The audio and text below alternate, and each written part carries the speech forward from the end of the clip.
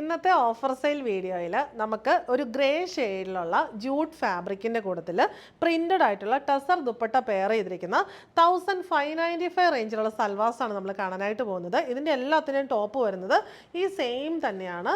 ഒരു ഗ്രേ ടോണിലുള്ള ജൂട്ടിൻ്റെ ടോപ്പാണ് വന്നിരിക്കുന്നത്.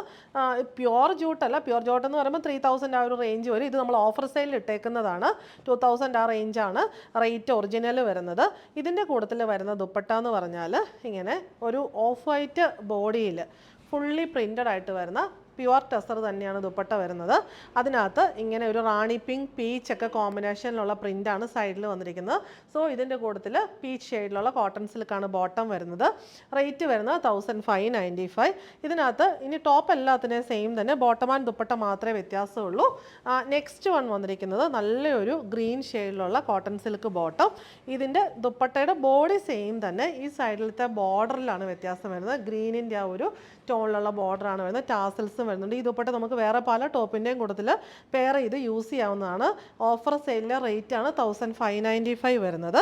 നെക്സ്റ്റ് ബോട്ടം ആൻഡ് ദുപ്പട്ട വരുന്ന റോയൽ ബ്ലൂ കോമ്പിനേഷനിലാണ്. റോയൽ ബ്ലൂ ഷെയ്ഡിലുള്ള കോട്ടൺ സിൽക്ക് ബോട്ടം.